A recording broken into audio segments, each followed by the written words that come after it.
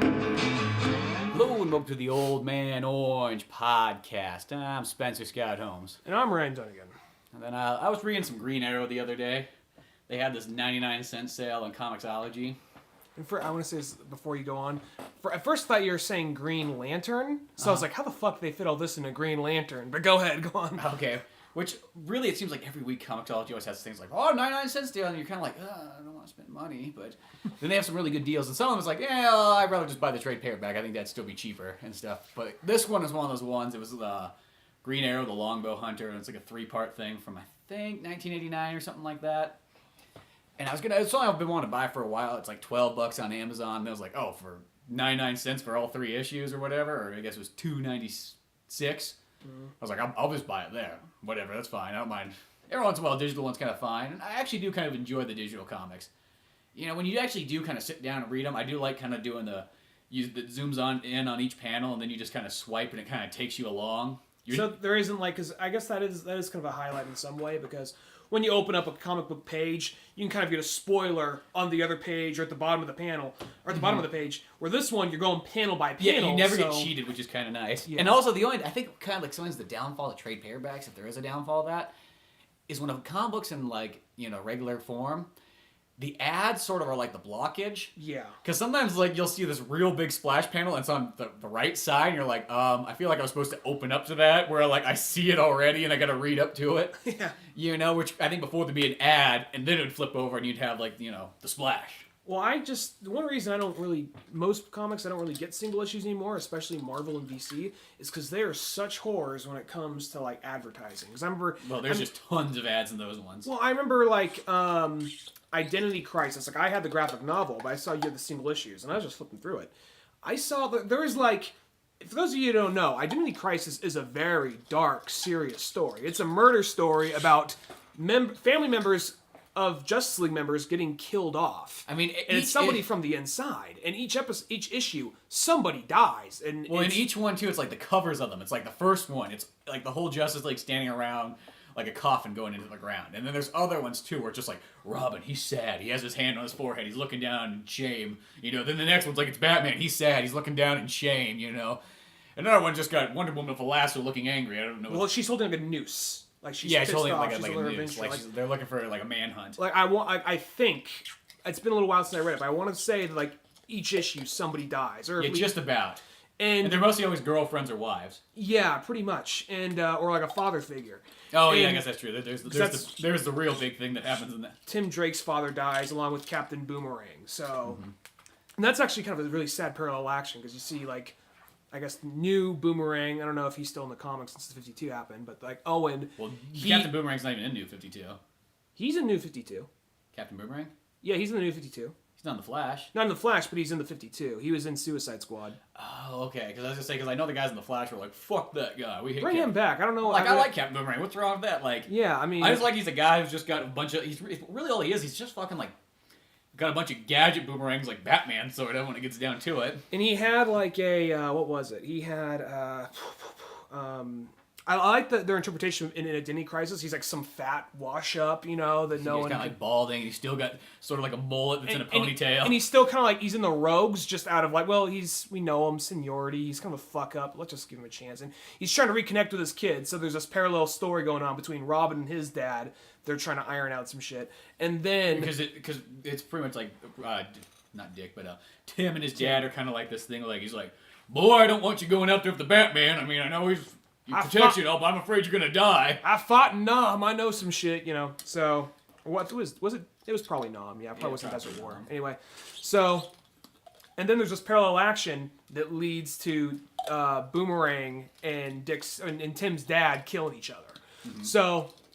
So anyway, it's a really sad story. But as you're flipping through this, if you're flipping through the individual issues, be like, somebody just died. It's really sad. Get the Teen Titans action figures. Whoa! Next page, Robin's bawling his eyes out, crying. There's like a bubblegum ad, like, yo kids, what up? It's like, who was in charge of the fucking marketing demographic on that? That is like, I mean, all the ads are geared.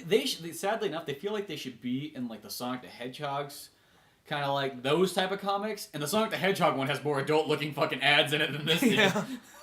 And no kid should read Identity Crisis. That's gonna, Well, it's like, No kidding. Well, let me just put it this way. Like, I think, like, that's probably, like, once you get 13, you probably read Identity Crisis Yeah, or you something. could probably almost read it by, like, 10. Yeah. It'd be hard-hitting. I'm not saying it would fuck you up, but it is a hard-hitting book, Yeah, it is, like, it's one of those ones, it's a book that's made for people that are, like, 25 and older, and they're selling, and, like, the ads clearly think that people buying it are, like, 12 and younger. It's not that it's overly violent, it's just so dark. I mean, I think the most violent part is when, like, Sue gets torched with a flamethrower, and you more just see the aftermath, but still, just...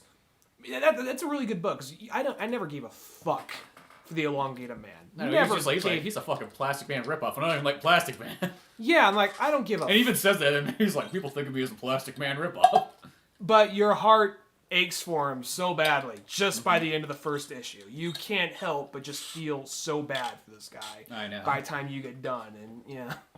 Well, going back around to like the Green Arrow thing, this is kind of what leads to, because I have a handful of these books from like they're like kind of like in the late 80s, early 90s. These books they're made for adults. They're all like MA-17 books, and they almost go like, you're an adult, you don't need fucking ads. That's not why you bought a comic book, because none of them have ads in them. Like, a lot of these ones, and I think this is what they almost considered a graphic novel back in the day, even though they were only, like, 50, like, pages long. Yeah. Nowadays, you go like that, you're like, the fuck? Give me at least 6 issues, you cheap bastard. Yeah. But these ones, if you look at it, especially if you get them kind of together, they think they sold originally for, like, $5 a piece. It's twice the size of a regular comic book, so, it's worth the price. But there's these kind of cool green ones that Mike Grell, who is both artist and writer, which that always makes it better, too, anyways. So it's it's the same thing like in movies. Whenever you see a guy, it's like he's a writer and director. It's almost like I just got way more like credit for him. It's just like that's his thing, And he has fantastic artwork. But he kind of it's kind of the stories of when Green Arrow goes up to Seattle instead and kind of changes life. He's living in Black Canary, and they're older, and they're more just kind of like we're just gonna run this florist shop, keep it simple. Still, every once in a while, shit goes down. We'll put the costumes back on and go back out. But they're kind of more just like living like, we're kind of semi-retired, I guess you could say, from superhero fighting. Yeah. But in all these stories, like, because I got another book, The Hunter's Moon, it comes afterwards. And I've only read the first issue of the Longbow one, and there's 3 of them. But they are this kind of cool, like, they're always dark. They're always mostly about, like, sort of like a rape, murder, something kind of like you'd almost see, like, in a darker version of CSI. Like, almost like a... they are kind of more adult stories. He's not really fighting superhero or supervillains. You generally don't see any other superheroes in it. It's mostly like, here's a crime story that just happens to have a guy dressed up as Robin Hood. Well, didn't they, isn't there like, I'm not sure if it's this story, but wasn't there like a plot line where Black Canary was raped or something like that? There is somewhere in there, and I don't think it was... I don't. It might be in this one, for all I know, because I know it's around that time period. Shadow comes in at some point. Well, Shadow like rapes fucking Green Arrow at some point too. I don't know what's with those superheroes just get raped by women all the time. Like Batman gets raped, has a kid. Talia, yeah. Shadow rapes fucking Green Lantern, he has a kid. They all just get these kids from like. It's just so weird. It's just like I'm waiting for the one where Superman's raped. Like Lois has the kryptonite roofie or something like that. So it's just kind of weird. It's like these really strong characters, and somehow, some way they get raped. I just see her in a dominatrix outfit that's just like all made out of kryptonite. Fucking kryptonite strap on and shit. She like takes her top off, kind of like Metallo does, like, but it's just like just kryptonite like underneath. No! You have to get married first, Lois. We have to get married first. Mom, be angry. I can't go back to Smallville. My dad said if you ever get raped, don't come back. I never raised no pussy in this household. But now the stories are like I really like them because they're kind of different, And then it sort of got. It's in a time where people are really writing for adults. They're not writing something like, okay, this can go kind of both ways. These ones are like, this is for adults. This is it. They can swear. There can be more violence. There can be actually nudity in these. Which between that kind of surprised me because it's weird. I can go into like any like Marvel or DC book and not be surprised if I see like definite strong R-rated violence. But this second one, that's a tit. It's in a Marvel or DC book. That's where it kind of. One thing's weird about the Marvel books is a lot of times you'll see Marvel and you'll see this like the most violent scene known to mankind. Like 12 and up. Well, that and then they go to swear and they're like heck. and you're like, yeah, they can't say hell, but you can show somebody getting like ripped to pieces. Like, Same what the thing. fuck? Well, there's like a part we mentioned it before, like in the book Joker by Brian Azzarello. Oh, that's always a really cool one. That's a great book. But there's a part there's a part where Harley Quinn is like a stripper. There's no nudity, but she's a stripper. Then they go backstage and they skin some fat mob dude alive and just push him out onto the stage. People get shot up. Some dude literally gets a hole blown through his head and just see this gaping hole. But there's a part where Joker goes to flip the bird and the panel cuts off the end of the finger. You can tell what he's doing. It's like, but it's so that's such a weird concept. It's like, really? Like, 'cause I would think violence is way worse than like language. Exactly. It's funny how that kind of is though. It's like, and that's how a lot of things in the U.S. are though. I know is that the violence is always the okay thing. It's the nudity and the language. Sometimes it's like, oh no, that's the taboo. You know, where in Europe it's kind of like the other way around, where it's like, well, let's keep the violence down a bit, guys. But nudity, language, fuck it. Mm-hmm. That's all fine and dandy. Mm-hmm. But no, these Green Arrow ones are great, and I think the Comixology, I think there's like a sale for like a week. It was something like I woke up, looked at my phone, it was on the email, and I was like, fuck, I could get that. I might check that out, yeah. You know, but I mean, Comixology, you can actually get like, I think almost every Green Arrow, well, just about, no, not everyone, because some of them are kind of like broken up. Mm-hmm. But you could get like, there was probably like 100+ issues you could buy for 99 cents each. I might do that. Which is kind of cool because every once in a while, you know, you get stuff on there and they go like, oh, here's a Captain America sale. And it's like all 99 cents, everything on there, you know, or Spider-Man or something different. Yeah, yeah. And there's something's kind of nice that you get the free issues. I kind of like that because then you can read something and go, that wasn't that great. Glad I didn't spend money on that one. Exactly. They have a couple of those here and there. I started reading the free issue. There's that series Saga, and I don't really have enough to speak on it too much because I just read the first issue, but that's a really cool one. The first cool. issue I read. Sometimes in that's comics, one of those comics that everyone's telling me you got to check this out. You got to check this out. But finally picked it up and read the first issue. Did you buy it? It was the first one's free. Was it on? It was on Comixology. Huh. It's like I think I might have downloaded because mostly when I see all the free ones, I mostly just download them all just to read them. It's like whatever, I'll just see what it's like. It's kind of a Romeo and Juliet story. There's like these two alien races. One's kind of like a goat man type race. I mean, they still look human, but they have horns coming out of the side of their heads, and their noses look a little bit more kind of like, I guess, a goat, kind of. And they got, I don't know what they would be, maybe like pixies or butterfly people, or so they have wings. And these two races are always going at it, and these two people that were soldiers had a kid, and now they're both kind of on the run. And, you know, there's interesting. And it has this whole kind of like Star Wars / kind of medieval type feel to it, which that can be kind of weird, but the one issue I read was actually pretty cool. That's pretty cool. It's kind of nice. So a lot of those independent ones, because those ones are very. The only downfall of comics is like there looks like there's so much cool stuff, but since it's kind of an expensive medium compared to everything else, you can't just willy-nilly buy whatever you want. That's how I feel. And you know, and that's why a lot of times I always just kind of say like it's almost hard for me to go like I'm really into comics because when it really breaks down to it, it's like I'm really into DC comics and I buy a handful of other ones. Every once in a while. I see what you mean. I mean, I've kind of dropped off. I mean, I've dropped off Marvel, and not that Marvel's bad. It's just expensive, and it's at the same time, it's kind of like, where do I jump in? I mean, the two Marvel things I'm trying to keep up with is Deadpool, and I'm kind of backtracking. I'm going back to Michaels, and I always fuck up this dude's name, but the guy that wrote Midnight Nation, he did that really like famous run of Spider-Man back in 2000, 2001. Oh yeah. He's the guy that made like Aunt May find out Peter Parker was Spider-Man. Huh. That guy. Good. So, and he also did Babylon 5, I think. I never seen the show, but I know he did that. So, the show or the comic book? The show. Okay.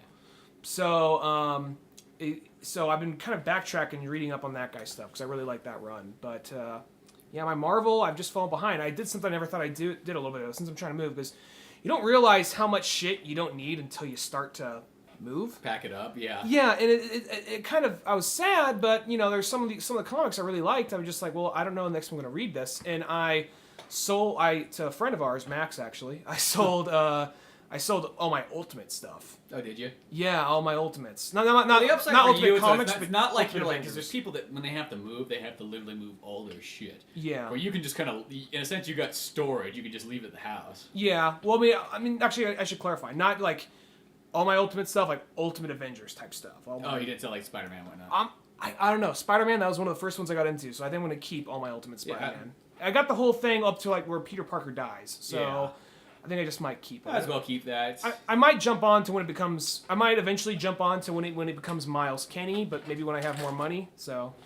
But yeah, well, yeah. I think Marvel's Marvel's almost become this thing where it's just like now it's like every once in a while I'll pick up like a comic, but mostly it's like I just watch the TV shows and stuff. Like that's the cheap way to kind of get your Marvel fix without having to spend a whole lot of money. Exactly. And at the same time, though, it's like I'm already a little behind because I don't really buy single issues. I buy the graphic novels when they come out, so I'm always like 6 months behind. And no matter what, I got my fucking like rape set of X-Men on CDs that I can. You got those right there. I'm looking. I got the entire collection. They're like I can someday just sit down and just read them from issue 1 all the way up. Yeah. But there's like what was I saying? What was I saying? Fuck comics. Comics. Oh no. There's like some comics like I'm always like 6 months behind, give or take. But it's when like I actually like go out and buy an individual issue of something that's like, what the fuck happened? Like, and whenever I like go to like a comic shop, like, oh, here's a free little sampler. It's a couple random pages of like whatever big publisher is putting out that month or next few months. It's like, what the fuck is this? You know what I mean? Yeah, you just gotta look at those 4 pages. You have no idea what's going on. Like Captain America is no longer Captain America, and like Tony Stark shaved his beard, and what the fuck is going on? You know? There's now like some like team of like Red Hulk, Deadpool, Ghost Rider, Elektra, and I think the Punisher. Huh. So it's like, what? When did this happen? You know? Yeah. See, and this is why it's like I always say it's like, I like comics, but when it really gets down to it, I'm like, because I mostly just buy DC. It's like that's like 90% of the thing I buy is just DC. Mm-hmm. And then like the extra 10% is kind of like, okay, here's Street Fighter comic. Here's, Orchid. One Marvel comic. Yeah, Orchid. Something special. Like a lot of times when something like, okay, Tom Morello's doing a comic, okay, I'll buy all those. Which I hope Tom Morello does another comic or something. I need to read the last bit of Orchid. Has Tom Morello come out with anything in a while? Because it's been a long time since. I think he's just doing a bunch of stuff with Bruce Springsteen and. I guess that's true. I guess technically the last Bruce Springsteen album, that's kind of like a Tom Morello album in itself. Yeah. He's on like 7 of those tracks, so yeah. But, yeah, that's it's like an EP, so it's like a Tom Morello EP. He and Bruce Springsteen. I know he plays a lot with Bruce Springsteen, so he's almost becoming kind of like a member of the E Street Band, really. Yeah.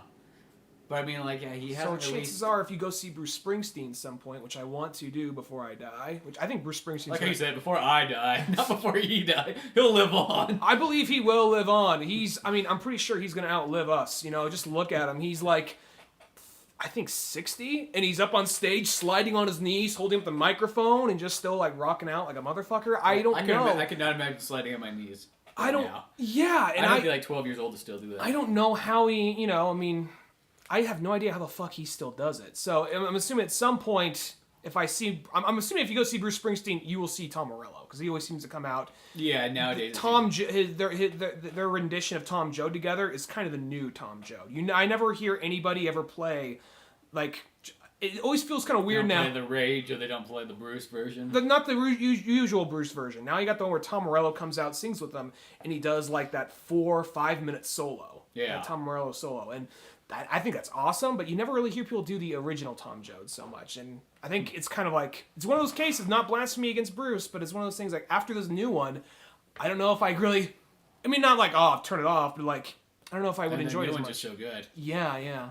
That's always a cool thing to do is like, when bands get older, is just to like, go back and re-record your songs. And very few people do that, but that's one of the best things you can do as a band, because now you learn so much more. You can make your songs way bigger and cooler, And sometimes some people can do it with like a live CD, like Huey Lewis did with like their 25th anniversary live CD, and it's like you listen to all those versions, they're so much better than the original recordings. They got way more guitar solos and other instrument solos, There's like 2 live recordings on of Iggy Pop doing some Stooges songs. I think. Did you hear that the Stooges drummer died?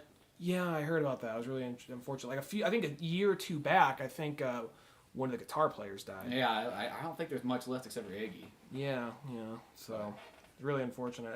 I'd be lying if I said I knew a whole lot about them other than Iggy Pop. Yeah, because I'm more just like I know of the Stooges. Oh, because Iggy Pop was in that. Yeah, exactly. But I'll be honest. At first, before I even listened to Iggy Pop or Iggy and the Stooges. I just assumed, because there's Iggy Pop, the Stooges, and Iggy and the Stooges. I assumed they were 2 separate bands before I heard them. And then it just seems kind of like I think Iggy went up to him and like, no offense, guys, but whose name are they chanting? Come on, who? who's doing the who they chant. It's kind of like the Doors, really. It's not really. It wasn't Jim Morrison and the Doors, you know. Yeah, just because you guys released 2 albums Jimmy after and the I Doors. died, apparently those are supposed to be the superior albums. Yeah, which I'd love to hear those at some point. I've to go on always wanted to Spotify. get them, but they're kind of like Hard to find. one, they're harder than hell to find. You couldn't just go to a store and pick them up. And 2, if I remember correctly, they're still kind of expensive online. Where it's like, I don't know if I want to pay $20. Ray Manzarek, he's the one that sings on them, right? I'm not too sure exactly. I can't remember actually by this point. I wonder how they feel like after, like in the Oliver Stone movie, once Jim dies, the movie ends. And like, and the rest of the guys like, yeah, because we didn't fucking do nothing after he died. Yeah, it's like, fucking 2 albums more. Yeah. And I've always heard things that those 2 albums are supposed to be just like fantastic. I saw something on VH1 about that. I'm really curious to know what that is. But I know. I'm surprised because I own every VH1 single... covered it of all things. Yeah, that makes sense. Well, no, VH1 because I mean I'm not trying to talk shit on VH1, but it seems like they are kind of like like the basic stuff you would expect or know. It doesn't seem like, oh well, Jim's on it, so we don't mention it. You think it's something they brush over, but it's something. The thing I saw, I remember they talked really good about it. So it just seems like something. It'd be like a footnote. Oh, but yeah, they came out 2 more albums. They didn't sell so well. Anyway, moving on. Yeah. You know, there's still memorials held for Jim Morrison. Critically acclaimed, but they didn't sell well. Nobody gave a flying fuck. No, but what was I gonna say? Well, no, back to Iggy Pop for a second. There's the 2 songs, TVI and Loose. Mm-hmm. Those songs by themselves are already good. But once you hear when he does these live recordings of them, they're so much better. They're a lot faster and harder. Just like, oh my god, It really isn't. It's like I feel bad. It's harder to go back and listen to the original version sometimes. And like I just wish more bands should do that. I mean, Motley Crue did it in like 1997. They did "Shout the Devil" in 1997. Mm-hmm. And it's just like the guitar riff's better in it, and that's the one you hear now when they play it live. It's just a little bit heavier, a little bit faster, a little bit more to it. And that version has a couple little like industrial like sounds, and it just goes 1997. Gotta play what the kids want. Yeah. But what was that one that everyone hated for Metallica? Oh, wait, no, you're talking Motley Crue. For some reason, I thought I heard Metallica for whatever reason for a second. Metallica, the Saint Anger one that people got really angry about. Yeah, people got really angry about Saint Anger. Yeah, it's not like that bad. It's one of my albums like I actually don't own it. I remember like listening to it when it came out because people would buy it, but like I don't remember it was like okay, yeah, it's clearly not the 80s stuff, but it's not. I don't remember it being like this is horrible. It did feel a little bit more radio friendly, kind of, and that's kind of like the last couple albums, like that Load and Reload were sort of like that too. Even though they had a couple cool songs. Even though I was never really I like that Mission Impossible 2 song. I like that Mission Impossible 2 song also. Look, I was never really a diehard Metallica fan. I never had anything against them. I just was never really into them that much. So when people talk about all the shit that came after the Black Album, it's kind of like, I don't know. I really can't tell the difference as much. The only thing this is like the key difference you can tell from like the first album on, like first on the Black Album. The first one's really fast and really heavy. And the songs just kind of slow down as they go through each one. Yeah, like it starts off really fast, really quick. That's like, and I think that's why people like it. And some people go like, the only album that's good is the first one. Kill them all. After that, it's all downhill. Mm-hmm. And then I think Ride the Lightning is actually the better one, which is the second one. And then if you keep going, the songs just kind of get slower, and then they start getting like they're kind of like ballady kind of songs, which are still all good. But I guess it's not nearly as fast if that's what you wanted. Mm-hmm. I just kind of stay out of the whole Metallica, what's good, what's bad, because I don't really know enough. They don't bother me. Like, the way I was like, I don't know, it's their music. They can do whatever the fuck they want. I did like that Mission Impossible song they did, though. Even though that's probably my least favorite of the Mission Impossible movies, I think that's a pretty good song. Yeah. That was a total kind of like Limp Bizkit, Mission Impossible, Everlast. You know? I don't know if it was Everlast, but it was something like that. Mission Impossible 2 is kind of... I think I like how Tom Cruise has long hair. He's kind of like, he's more 90s now. Well, he's outside. He's climbing this huge mountain in Australia with no cords and no cables because he's that badass. And then, I know they're trying to do the whole John Woo thing because John Woo, that was that point where he had through steeple and everything. The birds flying by, double guns, unloading, all that stuff. Yeah, because just like I watched Face Off not that long ago again. Same thing. And that kind of like that one too. Even though Face Off's I like Face Off really more. I think Face Off's. Yeah, I think that's a superior movie. I think just Mission Impossible 2, it just did one of those things, like, I loved it when I was, like, 14, but once I got a little older, it's one of those things where it just feels like, I think Mission Impossible 1 and Mission Impossible 3 and 4, those could take place in the same world. 2, it's like, where the fuck did that come from? Yeah, it's a little bit kind of like, I remember being a kid coming out of the theater, I was like, that was okay. Like, I still was like, I like stuff, but I remember, like, I guess I was expecting more like Mission Impossible 1, and when I kind of saw that like they were trying to aim like an R-target audience, I was like, I don't know. It didn't seem like my type of film. And actually, Trolls One's like, I like that one, but it's not up the caliber as the other three, which is kind of funny because it's got John Woo. You feel like you can't go wrong. And even like Anthony Hopkins just kind of came in like, look, I'm just gonna have a scene in the beginning, then I'm fucking out. All right. And it's kind of funny. Did he come back in the end like, good look, Mister? I don't remember his name. Ethan or whatever. It's been a while since I had a little Mission Impossible marathon. Yeah. Which the weird thing about that series, Ethan's his name. That's right. That's the one where like. No. The first one's actually not the best one. The third one's like the way better movie of all. I think the third one's really good. And I think the fourth one's actually the second best one. It's weird, yeah. And then I think the first one, then the second. It's a really strange because you mostly never get that. Now they just gotta not fuck up the fifth one. Well, yeah, as long as they just do more of the same, then they're doing good. Mm-hmm. Because that's kind of like our American 007. That's a good point. I never thought of it. Well, when I was a kid, I think that's what my parents almost like. What's Mission Impossible, Mom? Well, it's kind of like American 007. You like that GoldenEye movie? Let's go see this one. I'm not gonna lie. When I was younger, I was a total like pussy when I was a little kid, and I didn't know what Mission Impossible was, and that was the first PG-13 movie I ever saw in theaters. Was it? Yeah, that was the first PG-13. Not the first PG-13 movie I ever saw, but the first one I saw in theaters. You didn't see Jurassic Park in theaters? No, I didn't. Wow. Because I want to say Jurassic Park was probably the first PG-13 one I saw in theaters. So I went to go see. I didn't really know what we were going to see. So as soon as it comes on like Tom Cruise. Well, I was just like, what the fuck? I was almost for some reason because I wasn't used to. There's some movies I watched that were PG-13 that I thought they were just. When you're a kid, you don't know. I thought Terminator 2 was PG. I didn't know that was an R-rated movie. Not a kid in the movie. So when I went to go see a PG-13 movie, I was a little bit more squeamish back then. I was almost expecting like it to be extremely like my parents told me this is a super R-rated movie where like a guy's gonna run up from the audience and punch you in the stomach every once in a while and run back down. I almost was afraid. Yeah. I was like, I must have been like in the second grade or something like that when that movie came out. I remember when that movie came out. That was like that was really big in like the 90s kid world. That movie. Yeah, when number 1 came out. And then they started on like TV Land. I think they started playing the old Mission Impossible show again. I remember watching that. I never saw the original show. So when I was a kid, I used to watch a lot of TV Land. It sounds strange, but like that's where I'd watch all my Gilligan's Island. I would watch my Munsters, Leave It to Beaver, Andy Griffin. I want to say this real quick. I never saw the stupid fucking movie. Maybe it's amazing. Maybe it's like the Casablanca of our time, and I just don't know. But there's the Leave It to Beaver movie that came out in the 90s. You never seen that movie? I've never seen it, no. But it's actually pretty good from what I remember. I mean... I didn't see it mainly because the commercial for the VHS annoyed me so much. And what it was is... This sticks out in my mind. I don't know why, but of all things, this just really sticks out in my mind. The commercial for the VHS for it was just like this weird, almost pre-dubstep rap songs. It was like the mom saying, "I'm worried about the beaver." I'm worried about the beaver. Just cuts like the kids doing funny shit or whatever, and then just. Do you remember that by chance? I don't know. What VHS did that appear on? What? No. It was just an ad. It was a TV ad? Just an ad. Just like, Leave It to Beaver. Out this Tuesday. Lots of times, like, the trailers I remember the most are the ones that were always on the beginning of, like, a VHS you like the most. Mm-hmm. Do you watch a lot? Yeah. I remember the Toy Story VHS had, like, 20 or 30 minutes worth of commercials. So, like, we know every kid's going to get this fucking VHS. Well, I remember, like, on the X-Men, the cartoon, like, on the original VHS they had, like, Stan Lee, he talks for 20 minutes. I remember as a kid, you're like... Who the fuck's this old man? Yeah, why is this old guy talking for a long time? Even though I knew who Stan Lee was since I was like 4 or something like that. He was very important. Mm-hmm.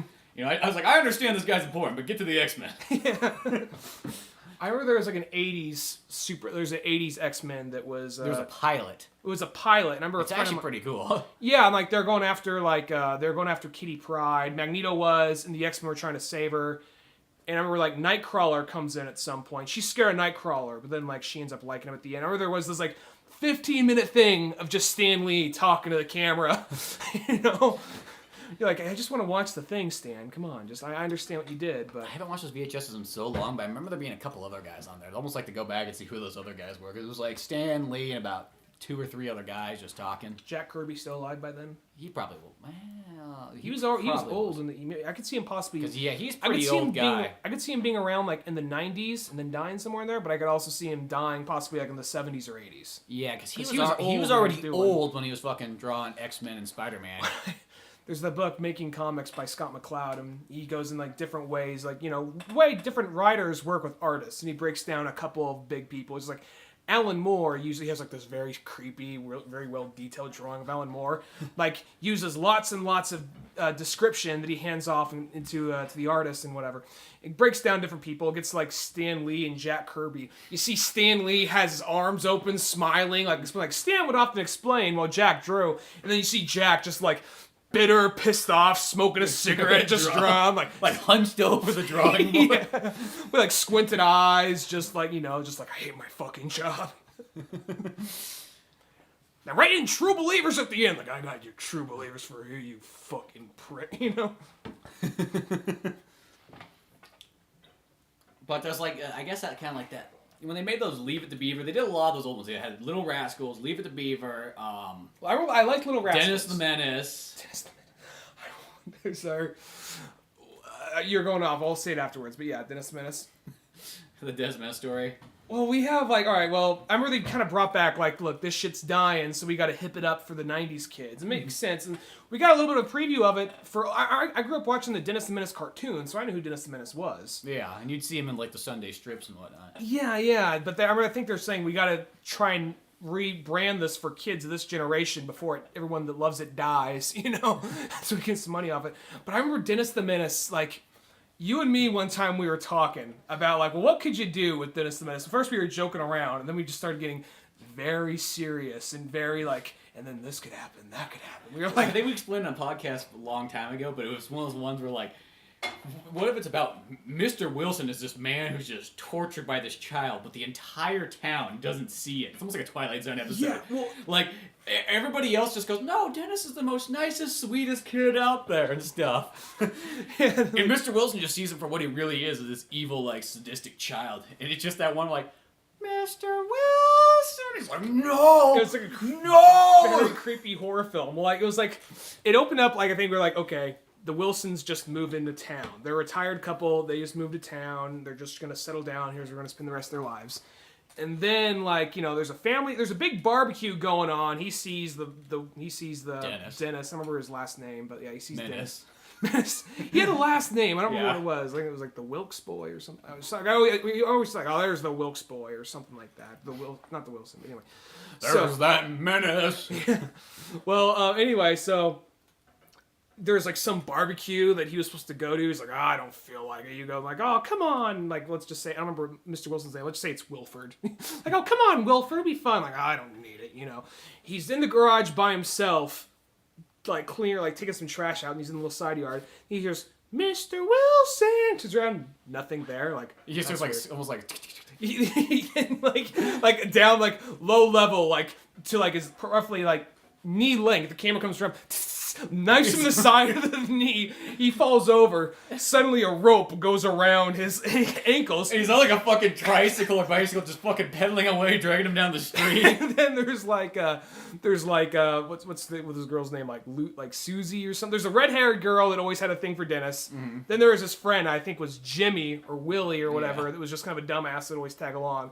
They're waiting over by a manhole with just like these weird Cheshire cat smiles. They move the lid off the manhole. He drops in, they cut the thing, he just drops down. And he's just fucking bleeding out in the sewer, just getting infected, like, oh! He, like, passes up, then he wakes up. He wakes back up in bed, and everything's back to normal again. I was thinking maybe make it darker. Maybe this could be, like, the first time around. The third time around or something. He wakes up, and he's, like, waiting, like, he hears people above, like, looking like, Mr. Wilson, looking for him. They don't know where he's at. He's in there bleeding. He's like, oh, down here. And all of a sudden, like, a bunch of kids emerge out of the shadows of the sewer with, like, wiffle ball bats and just shit. The shit just starts slowly pouring over their face, just coming up. It just starts beating him to death. That's when he wakes up the next morning. It's kind of one thing like that. Just one horrible, like... it's sort of like a Twilight Zone episode mixed in, where he just keeps waking up and, like, these things just keep happening. He just keeps dying over and over and over again. And pretty much reaches this point where he's just trying to avoid the kid. He's like, if I'm with a group of adults... It's like, maybe we'll go to the barbecue with you. But as long as with a group of adults or where everyone can see him, nothing happens. But he always just sees Dennis off in the distance looking at him smiling, And there's be things like... his wife would come out and be like, oh, there's a phone call for you. So he goes to answer it, and then he just realizes, there's nobody in here. Wait a second, it was Dennis! And that's when, like, baseball bat comes across the head, Yeah, or he throws out marbles on the ground. You gotta always kind of use, like, children tactics. Takes, like, one of the jacks, starts stabbing him in the neck with the jack, with the tip of the jack, See, they never mentioned jacks. Some of those jacks had pointy ends. They never mentioned that, you know? Yeah, they did. And that's why it was a pain if you like stepped on them. Then like maybe pours like rubbing alcohol on it or something like that. Just burns. Jacks was sort of an interesting like kid's toy. Did you ever have Jacks when you were a kid? Did your parents ever go like, here you go, here, have a thing of Jacks, try them out. This is what kids used to play with. I was like, I remember I had like this one. Kind of like, you mean like before Pogs? Yes. Before Pogs. I had like, they were like pussified rubber Jacks. And what they were is like, I got them. Just so like your parents would step on them and go, God fucking damn it. My parents didn't get it for me. What happened was there's like, I went to like this one like, tutor at my school, and if you did good enough and you got enough points, you get something out of this prize box. Mine was like this $1 bag of like of a bouncy ball and rubber Jacks, and I think it was just at that time when you're a kid, you don't realize you're like, oh my god, I'm gonna get something. When you get older, you'd be like, fuck, that's only worth $1. You bring in a video game when you have you talking. Pretty much, yeah. So, but you were just amazed that the teacher would give you some shit that would, you know. So. Yeah. Rubber Jacks. Rubber Jacks, yeah, they're definitely pussified ones because you can't really. They don't want you like stabbing like somebody. I wonder if there is any case of like just in like 30s of some kid just going haywire, just stabbing like Well, Jacks is almost like children's gambling sort of when it gets down to it. Same with Pogs. Yeah, the Pogs and Pokemon cards, and really all that is, it's just like leading into like gambling. Yeah, it's kind of those things. We don't want kids to actually gamble. We just want them to have the same feeling of it without actually, there really is money being spent, but it's not like there's physical money laying out. Yeah. No, I remember the Pokemon, because there was actually the Pokemon like action figure game, and what that was, it was so. It was a Pokemon action figure game. No, it was so. Not many people knew about it. You actually had to read the back of the box and said, "There's a standard Pokemon figures, right?" It was just the bare bones figures, and they came with like 1 or 2 little like plastic coins. Remember that? You remember that? I think I do remember those. And what would happen is like, okay, they're battling, and it's one of those things. Each coin was like a certain like number or whatever, and not like the character's number, maybe that, but like it had like some kind of power level, and you'd flip it, you both flip it, and whoever had the higher coin, they won that fight. That's all it was. It was just a game of chance. And the idea was, now they get to keep your Pokemon since they lost. So it's like... Well, I don't even know if that was even in the... Because you know, like, when people would play, like... We play Pokemon cards for keeps. I don't know, was that actually in the rules? Or is that just one of those ones, like, kids are like... They just... Because you're supposed to go, like, okay, well, you take a card each time. There's, like a prize card. And then kids took it to, like, the next level. Like, no, I get your fucking whole deck if you lose. Your parents have been spending money for the last 2 months for you to build up this deck, and now you're all gonna lose in one round. I never played for keeps. I never did any of that shit. I might trade, but I was just I traded, but I never played. Yeah, that was like, I like playing Pokemon. I'm not playing for fucking keeps though. I want to say I read somewhere that that's how it was meant to be played, and I was just like, that's fucking stupid. I have no real choice or chance of winning. So I plus when there's like more chance. Like I like when there's more skill involved. Yeah. Whenever there's like a lot of chance, that's when it's kind of like I don't know. Especially if it was something like a Charizard going up against, like, a Pidgey or whatever. You know what I mean? Yeah. So, no fucking hope at all for that. Well, with Pokemon, they just, like, everything after that was like, how can we turn this to a game? How can everything should be a game. You know, we got the cards, we got the game. Now let's make the toys into a game. Let's make all these other stuff into a game. We'll sell even fucking other trading cards that aren't really part of the regular trading card thing. Yeah.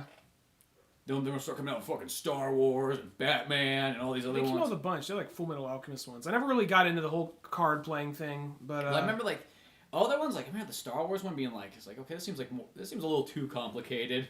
You know, it's Pokemon. I think was like the perfect level where like it was kind of simple and easy to learn, but it still had a lot of like skill and stuff involved, and it wasn't like there's too much to remember and go okay. There's this one girl that was trying to get me to play Magic, and I was getting the hint of it, but I was like, I'm not having any fucking fun. This is just... You didn't enjoy Magic?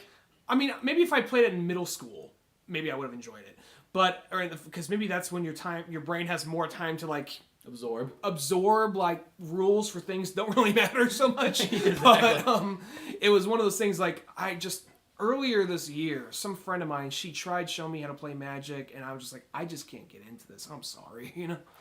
No judgment on people who do like it, just not for me. I remember playing Magic a bunch like in high school or something like that. Maybe it was a little bit earlier, but you know, it was pretty fun though. It's one of the many things. There's a lot of those things that's like they look fucking stupid at first. You're like, why the fuck would I play Magic? You know? I'm sure it's fun. And then when you get into it, you're like, I can see why it's fun. I always feel like that's what Dungeons and Dragons is like. I'm not gonna get into it, and I'm pretty sure it probably is fun if you play it, but there's reasons that we stay out of that. Yeah, that's kind of how I feel. And plus, I always feel like I got fucking Final Fantasy. Why do I need like Dungeons and Dragons? Unless you've always loved Dungeons and Dragons and you grew up with it, I think just coming into it now would seem obsolete. It's kind of like Warhammer. That's another one too. Which I look whenever there's like one of those Warhammer stores. I like going in there and looking at the stuff, and I'm like, that's pretty fucking cool looking. Am I gonna spend hundreds of dollars like all the time just to play this game? God no. What are you, crazy? Well, then they'll have something like, they'll be like a... Well, they do look cool, though. Don't get me wrong. I have a lot of appreciation for, like, your talent and all that stuff. I like it. Yeah. But no, there's one of those things like... But I'm not going to fucking paint it myself, dude. I'm not that creative. People like, go out of their way and, like... Because you create your character. And your character can die. That means their character... I can understand how that could really affect you. You have this character for a long time, and suddenly, in the game, the character dies. You have to start from scratch. But that's a lot of, like, riding on, like, someone else's... honesty. You come into another game like, oh yeah, my character's you just still go alive. fucking down the street and you go to the next guy's game. Do you have to register or something like that? Is there some kind of like, Because that Warhammer, it's almost like its own world in itself. There's a episode, Marley twisted my arm into watching that show Community. Mm-hmm. It was one of those shows I wasn't sure about. Then I watched. I actually liked it. I don't know if I'm gonna go. Yeah, Chevy Chase. I was like, mostly whenever I look at a show, it's like, what's my saving grace? If anything, there's Chevy Chase in it. Chevy Chase is like the old asshole of the group, and he's there's an episode, and this is what I knew you'd like this. That's why I said it. There's an episode like every once in a while they'll have an episode. A Warhammer episode. Dungeons and Dragons episode. Oh, okay. Every so often they'll have an episode that's kind of like, here's an homage to something. Like there's a Christmas episode, it's all claymation. Mm-hmm. There's an episode where they're kind of like doing paintball and it's like fistful of dollars. Cool. Yeah, so every once in a while they'll have an episode, here's something dedicated to... There's one episode that's dedicated to Quentin Tarantino. So, that's cool. Yeah. There's one where it's like I said, dedicated to Dungeons and Dragons, and there's this one, it opens up, it's kind of like being told with like this British narrator, and like, this is the story of Westville College, and and there, at some point, like there's this kid, this real nerdy guy named Fat Neil. That wasn't his real name, but everybody just called him that. And like the main guy went up to him like, hey, he's they explain it all like in like this kind of like old fashioned, like as if they're reading from a scroll or something. He's like, hey, I know you like Dungeons and Dragons, want to play Dungeons and Dragons? Just trying to be nice to him, just so the guy had a friend. Mm-hmm. And it's just, then they come to like what was Chevy Chase's character's like Pierce the douche, He enjoyed making fun of the kids, so he's decided like, oh, I'm gonna jump in and make fun of this kid, So they're all like playing Dungeons and Dragons. Pierce walks in, why did anybody tell me about this? Like, oh, no reason. Like, he's like, what are you guys doing? Like, Dungeons? Oh, that is so gay, and sits down. And he's like making fun of him the whole time, and he goes out of his way to learn the rules and all that. Just to like beat up on like this like fat kid that has no friends. Just goes really out of his way. And he says like, okay, I'm part of your guys' guild now. I steal the fat kid's like magical cape. He's like, what? Like, give him his cape back. Like, no, I actually wipe it on my balls. And then the fat kid's like, no! He like grabs his heart, just falls to the table. So that's pretty funny. Yeah. But I was watching the other day that kind of reminds me of all that stuff is role models. Oh yeah. Where they kind of have those like outdoor like Knights of the Round battle things. Mm-hmm. Which those are another thing that looks really dumb. Mm-hmm. But I bet you it's really fun to play. There's one time I went with like a friend to the Celtic Fair, and this friend, he really liked not Dungeons and Dragons, but he liked Knights of the Round. He liked Knights of the Round Table and all that. He liked He really loved Round Table pizza.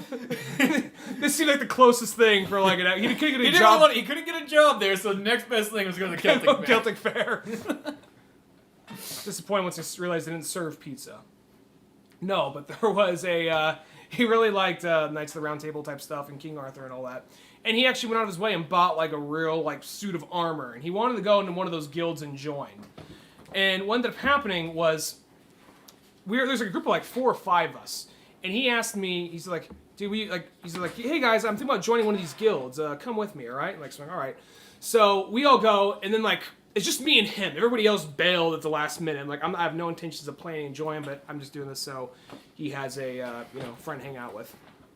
So we get there. First off, there's a guy like, hello, my lords. May I interest you in some refreshments? So you look at the table. There's this table, like a bowl of vanilla wafers, some Pepsi. It's that's what they had back in the day. But they're drinking out of a goblet, so it makes sense. Yeah. So anyway, they're explaining, like... It wasn't like there was like a 2-liter of Pepsi and you could like pour it into a goblet. Yeah, that's what it was. A 2-liter of Pepsi you could pour into a goblet. So anyway, he was talking to him like, so at the end of the day, he just was looking to dress in some armor and bash swords with some fucker. That's all he wanted to do, or jousting. Like, Yeah. well, what we do is first we have special training. You can't just jump into that. You have to work your way up to that. There's a hierarchy. We'll take some old-fashioned musket guns and go to a shooting range out in the middle of a field and try and shoot at some haystacks. And you'll go running through the field as we shoot at you. It's inauguration here. And then he's all like, you know... And then we'll take you and we'll drag you down the stairs in a sleeping bag. Take you to the ye old gimp. With a corn And then cob. maybe, just maybe, we'll have a roundtable discussion to see if you're worthy to be in our jousting circuit. After he fucks you with his corncob strap-on, you know, so anyway, he's all like, he says, okay, thanks, I'll let you guys know. He leaves like, all right, that one's not fucking happening. Let's check out this guild over here. This old dude, like probably in his like 50s, sitting like in a chair, Like on the throne, fucking belly hanging out, just like... he was ugh. skinny, but he was like sitting there eating grapes and like drinking wine. Just like leaning back, like, oh, somebody's like feeding him grapes, his feet are up in the air. Almost. Like, almost like he's like fucking He it was almost kind of like, this is definitely the bad guy of like, you know, of a 90s medieval film, you know? Yeah. But, so he goes up to him, he's like, explain to me how this works. Like, well, like, there's a hierarchy, there's always some hierarchy you had to work into. He's like, I just want to bash swords with somebody. He's like, you might start off as a squire, you might do this, and like, somebody's like, boy, says, yes, me lord, some guy like our age, like, you know, some squire runs up, like, fetch me my scroll. It's like, run away, me lord, runs around the corner. Suck my balls as I talk to these fellas. Yeah. So he just leaving like, all right, this ain't fucking happening. I just want to fight fuckers with swords. We both kind of like, you know, you had enough shit in real life. Why do you want to go and like be the bitch boy, the bitch towel boy of like some like in, fake, a fake king. world. It's not like you're like the bitch boy or the president or something like that. The, you know, If United States. If that's what you want, okay, but you know, I mean, I guess at this time, if you were out like fetching errands for like George Bush, that might be one thing. But to be fucking probably at least get a fucking car. Yeah, at least he'd probably give you a golf cart or something. Probably. He wouldn't fucking like make you go. You wouldn't go up to go. Yes, my president. Are y'all gonna suck my balls? Why continue to fuck up this country? Me and Dick are gonna play video games with the big buck hunt game. You can suck my balls. Dick shot me again. But that fucker's never gonna live that down. I wonder how hard it is to start like a guild in one of those Celtic things. Not like I really want to, but I just kind of. A lot of times there's things I want to know, but I really don't want to do. Cause they all like there's. I have like the creative thing. Like I would really like to see the whole process of this. So you really want to start one? No, not really. But I can see. I'm interested. Give me like a History Channel special on it. Because they all stay in the tents, and there's rumors. Apparently, I'm never gonna go. I'm never gonna find out. But there's rumors if you go there after night, there's just like massive like orgies in some of the tents and all that shit. So see, that just seems creepy because we all see what some of those people look like. Yeah, but no, I could just see like, you know, if you got one of those tents, like everyone just stay in the tent. Sunrise, Jimi Hendrix, down, no. You're just playing, just to fucking piss everybody off. Like, if you gotta stay within the timeline. You gotta keep within the spirit. What the fuck are you doing? You can probably see this happening at least at some point, where some guy, you probably see a bunch of kind of redneck You're probably guys playing doing out. You're playing your ping. You're like your. No, I'm not. I'm 3DS. thinking like they go to do one of those big battle things and stuff, and then a bunch of rednecks come out with camo gear for like paintball guns, like get the nerds. Chasing them down like, that's not part of the rules! We came back from time to fuck your world up! They literally drove there in a DeLorean. And it's a DeLorean that's all lifted and has big tires on it. They're like driving onto the battlefield, like chasing people down, like shooting them with paintball guns. Because there's something about when you see people like doing that, and it's like, I understand, like, you know, the whole point is to keep it in olden times and all that stuff. Mm-hmm.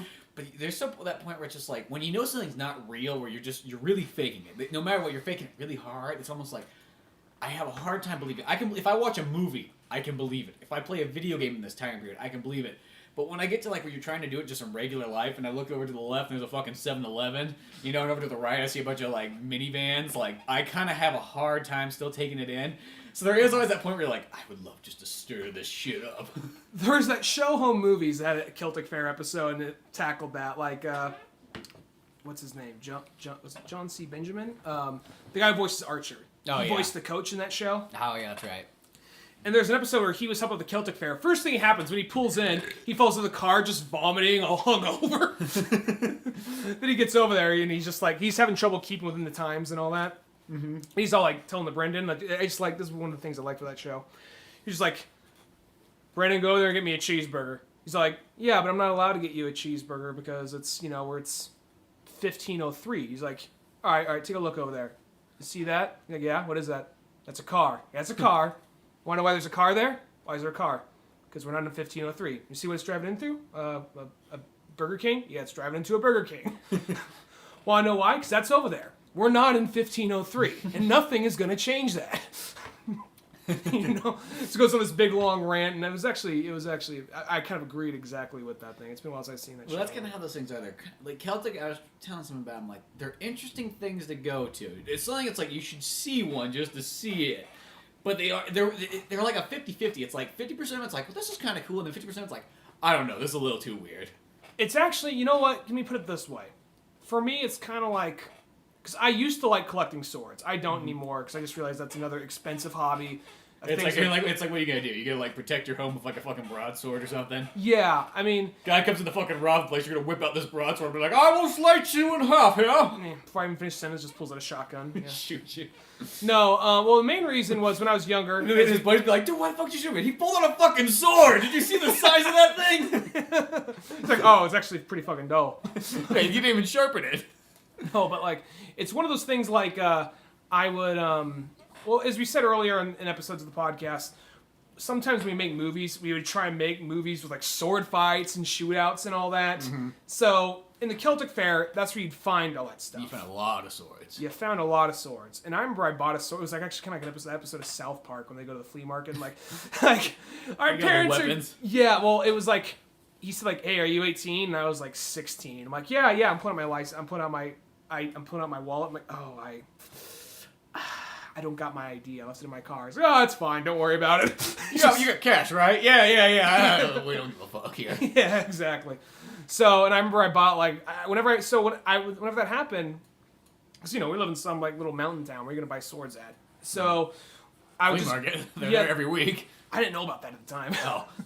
So for 2 years, I kind of I would always go to the flea market, not the flea market, the Celtic Fair, just to go there to buy swords. Kind of like Comic-Con. You go in there just to buy more expensive shit that you don't really need, but it's pretty cool. Yeah, so that's kind of what it was. But then I just reached this point where I was done buying swords, and I was just done altogether. So I'm like, fuck it.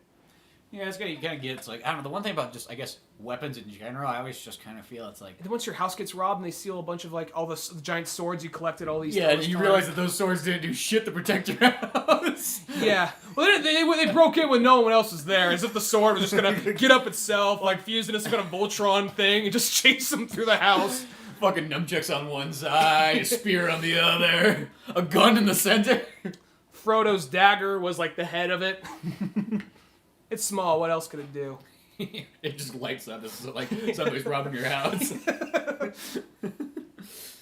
So I had a bunch of those, and once they got stolen, I was like, I don't really give a shit. I don't know what it is. Like the appeal. It sounds weird, but the appeal of weapons kind of like to me, I feel like goes down once I'm like past 18. Yeah, I don't know what it is. Like to me, it's like those ones like when people go out and buy guns. It's like, yeah, a gun's fun to shoot, but let's be honest. If you're buying a gun, what are you buying it for?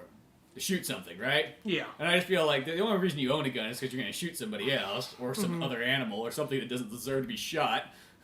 Yeah, and this day and age. And it's just again, I don't know. It sounds weird, but I just feel guns just seem old-fashioned. Seems like I mean, I understand the point of having a gun in some aspects, but to me, I'm not in a position where I think I need one as much. Mm-hmm. Say that now, but who knows? But now it just seems like a health hazard, and I already don't trust doctors as is, so I don't really need some liability laying around my house. Yeah, it's just like you're just asking. I don't know. I already hate doctors and the plot care around here. I like what Neil Adams says, or what Batman says from a Neil Adams book, where he just explains the thing about having guns. He's like, there's 20 guys in a room that all have guns, and he's telling this to Robin, and he's all like, so do you think you need a gun? Robin's like, yeah, I need a gun. He's like, no. You want to be the guy without the gun. Because here's the thing, is once that shit goes down, they're going to be shooting each other because they're going to shoot everybody who has a gun. They're not going to worry about you because you don't have a gun. And plus, you're not going to be thinking about shooting each other and surviving because you can think about 100% dodging this issue. And then next thing you know, everybody's dead. And who's the one left standing? The guy without the gun. It's like, fucking makes sense. I don't need to own a gun. Those guns are kind of expensive. Yeah, there's that too. If you buy them legally, it's like they cost like, you know, your bare minimum paying at least like $300+. I remember there's this place. Which you get like a 22 or something, or like a BB gun. BB guns are kind of fun because they're kind of like a poor man's gun. You really can't kill anything with it. You could shoot all day long. It doesn't cost you an arm and a leg. I feel a little bad about this, but it's almost kind of like I feel at the same time kind of like I was really risking my life doing this. There's a place called I'm not going to say the name of the place, but there's this place in downtown Sonora which sells beer and guns. Is it the Sportsman? Oh, you said it. Okay, there you go. Yeah. I don't think the sportsmen are probably. I don't think that because we all know they're big time listeners of Old Man Orange podcast. But yeah. You know, but no, they probably have their own podcast as well too. No, but like the fuck Old Man Orange podcast. Them boys on the Old Man Orange was talking shit on us. I don't know. For all I know, the people that own it are very well educated. But yeah, they're selling guns and beer. You hopefully are educated. Well, if you go in there, it's always just kind of like the most oakiest people in town, roughly going in there. And I remember one time I was just going there killing time. I think because they also. I remember just looking at the guns on the wall and everybody's just kind of looking at you like, "The fuck you doing in here?"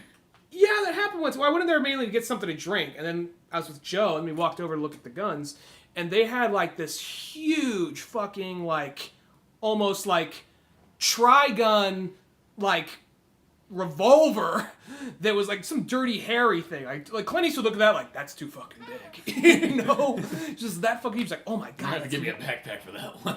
And every once in a while when I'd be in town, I was walking there, I just show, look at this gun, guys, just walk in, and then we leave. So this fucking gun, look at the gun, look what you can kill with this. Oh, okay, let's go on this. Yeah, exactly. Let's go to the candy store. Part of me feels a little bad, but at the same time, part of me's like, I was kind of risking my life, because all heads just turned as we walked in, You're in there with like a big fucking lollipop from like that candy vault store. Give me some credit, dude. I just think you went to that. You walk in there with that fucking like hammer and sickle lemonade. Maybe that, okay. Just to look at you like, commie! Yeah, communist! He's drinking the commie-lade! Or just make it that much more, just that, I'm not, someone going there with like a fucking ring pop. Like, look at that gun. Oh! Nothing tastes better than a splash of cotton candy against the back of your throat. But I wonder, like, that Sportsman, it's just like, it has such a weird concept. It's like, there's a bar, and there's a bunch of fucking bullets, like, in a case. Then there's guns behind the bar. Like, how is that legal? That's all I have to say. I don't know. Can you buy a drink and a gun at the same time, or can you only buy one at a time? Like, you can either get beer or a gun. If you probably knew the guy for a while, you probably could. Yeah, that's true. I bet if you go in there, there's probably Tea Party posters and shit. Yeah, probably where the Ku Klux Klan meets. Yeah, there's supposedly supposed to be a Ku Klux Klan thing somewhere down that town. Yeah, which I've never seen. Second-story buildings. Well, I'm pretty sure they don't advertise it like a big fucking sign. Welcome to Sonora. Come to the annual Ku Klux Klan meeting. It's like they shine like a KKK signal in the sky or something like Batman. Oh, I guess it's tonight. All right, come on, guys. Okay. Don't go to the. You gotta be careful not to mix it up with the Oddfellows Club or whatever. Yeah. Also Freemasons in town. I think there's a Freemason somewhere in every town. I know, those are always the weird things too, because like you look at them and you're like, is it as mysterious as everyone thinks it is, or just a bunch of old guys sitting in a circle with weird hats? And drinking beer. Yeah. A lot of times I just think all those clubs, they just turn out to be a bunch of guys that get together and get away from the wives just to drink. And maybe it's like Kinda lower... like the Moose Lodge. Maybe it's like a lower chain of it, you know what I mean? Maybe there's like a bigger, maybe there's like a, like, all right, these guys just think they're in the Freemasons, but...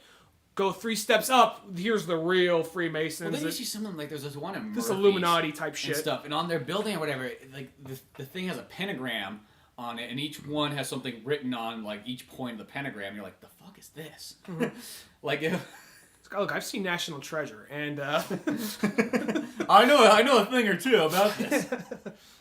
Well, I think I don't know because they have the whole thing. Freemasons work with the Illuminati and rule the world or whatever, and. It's kind of one of those things like, I don't know if they're doing it here. I just think... I played a bit of Metal Gear Solid and I've seen a bit of Nicolas Cage. No, but in that one Mel Gibson movie, you know? So, was that Mel Gibson? Conspiracy Theories? I think it is. Yeah. Anyway, but... That was Nicolas Cage. I'm not too sure. Fuck it. Mel Gibson or Nicolas Cage. One or the other. But no. Mel Cage. Mel Cage when they do the fusion dance. Yeah. But, what was I going to say regarding that? Like, I'm sure if you went in there, it would be incredibly disappointing. There's probably a bunch of old guys bitching about their wives, drinking beer. You expect me to go in there and just have guys dressed up in like 1700s outfits and whatnot, being like here, let's talk about the community now. What can we do to? Unless there's like an underground city in like downtown Sonora or something, you go in there, it just like looks... the underground Asian city. Are you talking about? What? Underground Asian city? Remember, you're the one who mentioned it. Oh, now you make me sound super racist. Let me explain that. All right.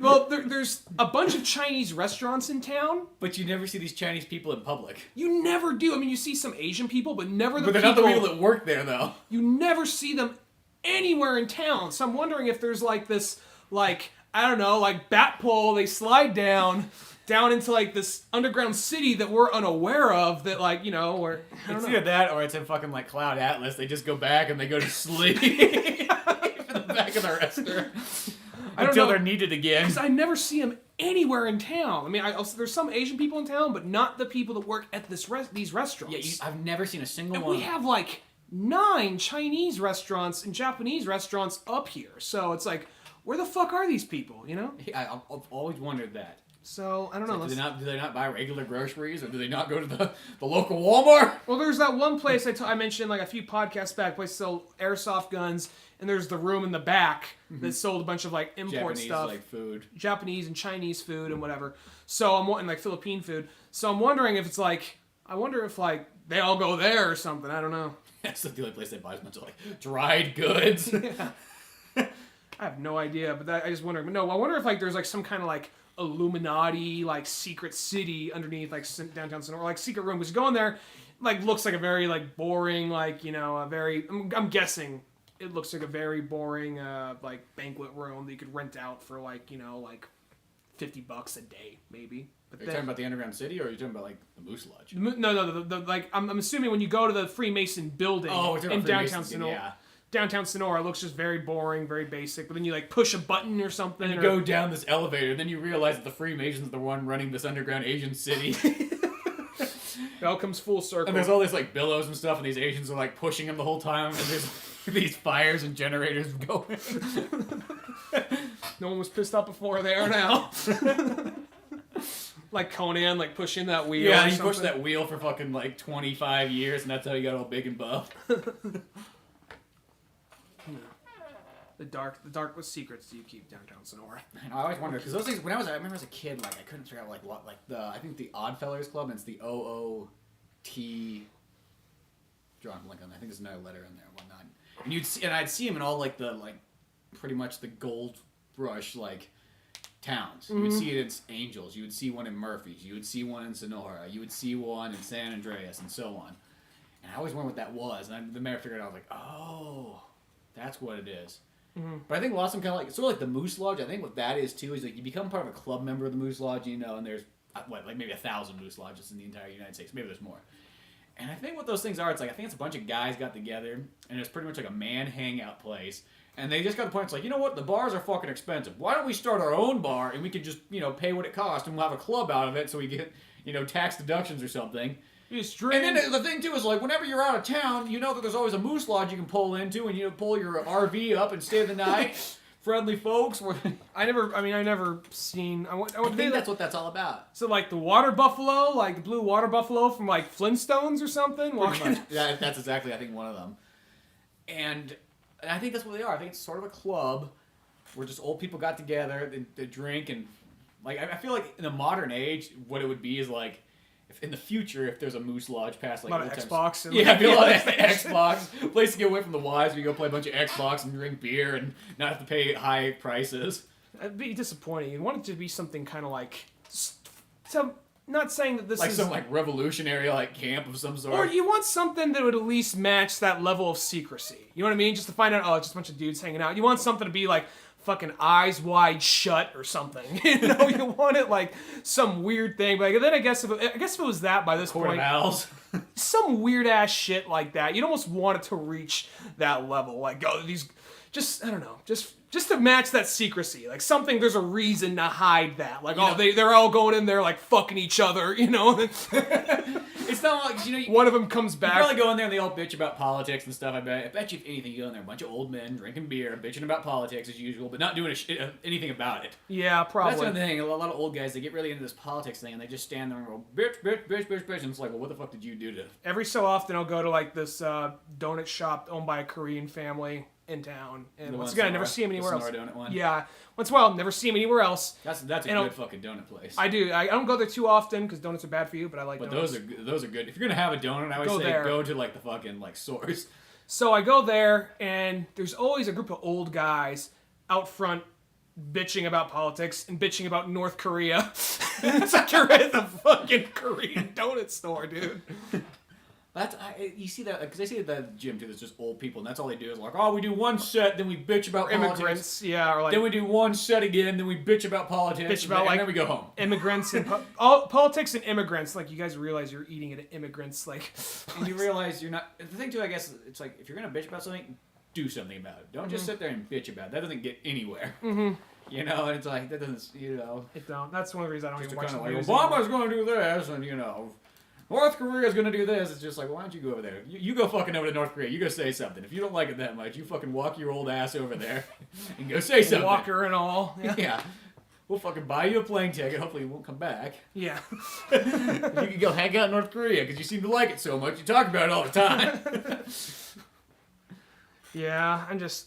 If that's all it is, though, that'd just be disappointing. Just old. You want it to be something weird or something fucked up. Like, today we're gonna sacrifice a child. You know what I mean? It's just something to hide, you know? We adopted this kid from the church, so there's no record evidence of it. Or what they do will raise him to be... They wait for a kid to get dropped off at the fire station, and before the firefighters come out to find the kid, they fucking take that kid in, like, no one will know. Clearly the parents didn't want him. They don't care. Your name will become Azura. You know, we will train you to do our bidding, to do our will. You know, just something there. You know, just some weird like. I'd understand why they're going out of their way to be so secretive if that was the case. But yeah. I know it's just gonna be disappointing. You know what's just gonna be really sad? I just feel like. I'm almost afraid to walk in there because I just feel like it's just going to be very depressing. Like, I don't feel like it's going to be, like, a happy place. Or you walk in there, it is, like, to the level where you feel like their mouths, like, drop low, like, slowly, like, and they suck out, like, your soul, and you just go down to the ground. Or they'll make you work in the underground factory. Yeah, pushing the thing like Conan. You know? Yeah, stirring the fires. Just for some reason, there's all this really old-fashioned technology down there that has to be all man-powered. There's like one of the guys fucking cracking whips.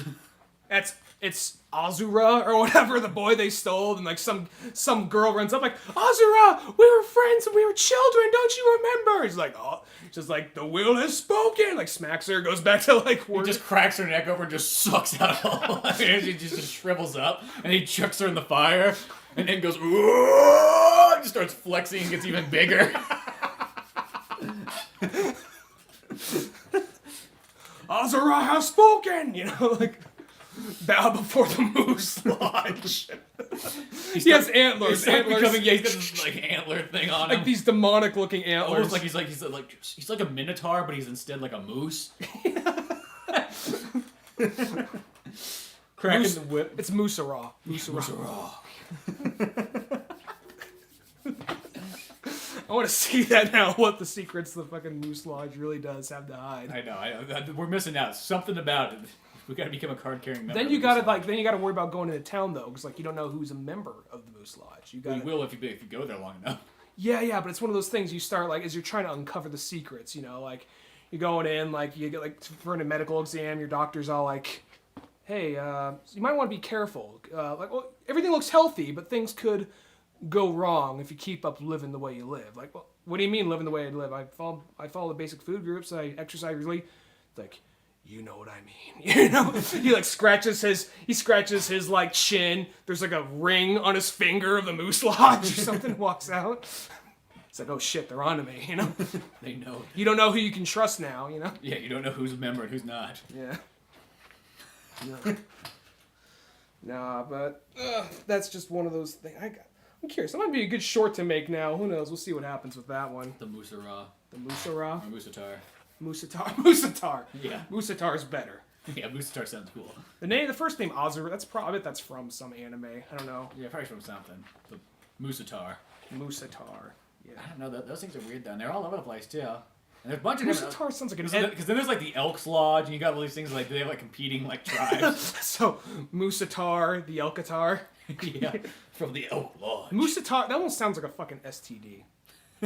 I got the Moose-otaur the other day. Shouldn't have gone down to the Moose Lodge. It's that crazy. I went down there, and next thing you know, there was the Moose-otaur came out of the fucking back room, bent me over the pool table, and fucked me as a bunch of old men like watched on and jerked off. She's like, yeah. At first, I thought it was just a bug bite, and it just wasn't going away, and it just got bigger. I was like, oh fuck. And then one day I woke up and I had antlers, and I become the spawn of the Moose-otaur. Have you? Random ass question. Maybe a little bit of a rough transition here. Have you ever had an STD scare? No. Never have? No. Oh, okay. Did you? Yeah. I had an STD scare one time. Was it like a shaving accident? No. It was one of those. It was one of those things. Like it was just kind of like let me first off and say I'm fine, perfectly healthy, but it's one of those things like all the wrong elements piled in at the exact right moment. You know what I mean? Uh-huh. It was like one of those things like. Fine, I'll just go. I'm already there. I'll go the whole way. Fuck it. All right. Anyway, you're there shaving your balls one day. No. And then next thing you know, you're like, the fuck is that? No. I don't shave. I go all natural. That shit. I let my mane grow. No. I let it grow so long I can tie it to my beard. Yeah. A pair of overalls. Then you can. No. And then you can sling me over a zip line and I'll ride it down that way. You're giving me an image I don't want. No, I'll keep. What happened was there was this one girl I was like dating. The fucking Duck Dynasty ride is they got their fucking beards tied to like their like nut hairs and they're sliding down a fucking zip line. Them good old Christian boys.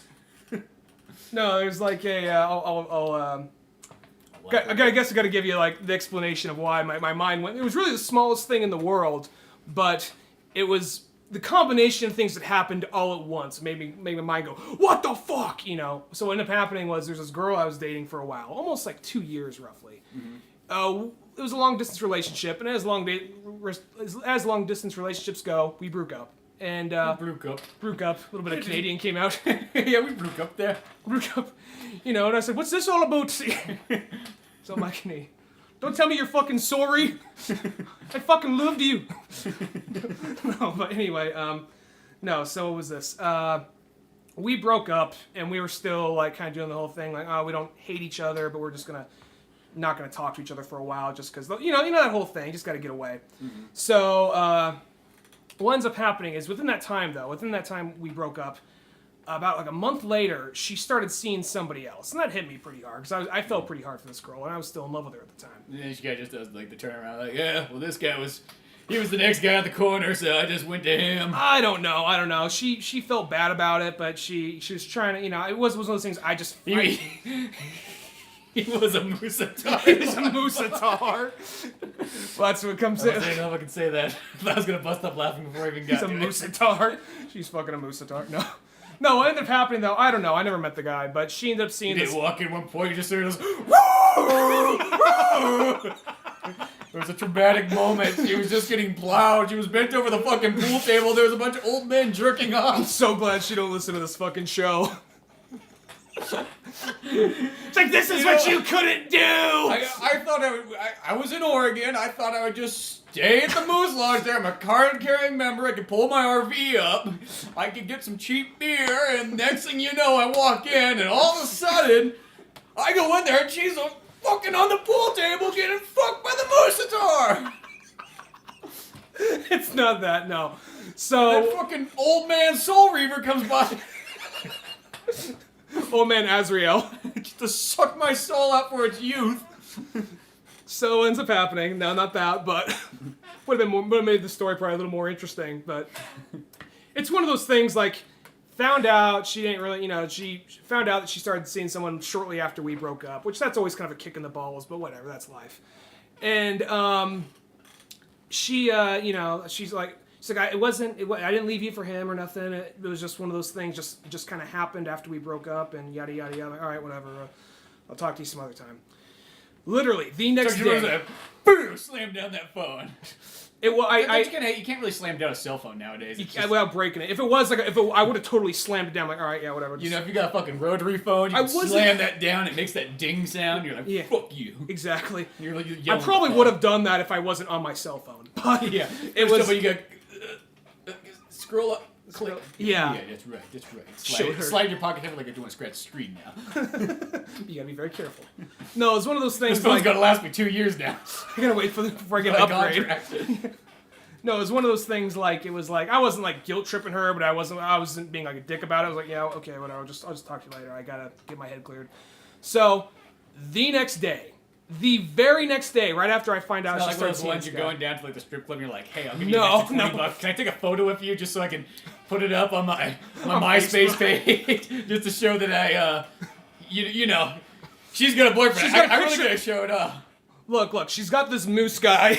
I know I'm not packing what that guy has. Put on this dress. This is my great-grandma's dress. It'll make you look a little more classy. I mean, not saying anything against how you look right now, but, you know. Can you get some lip gloss to cover up that cold sore? No, anyway.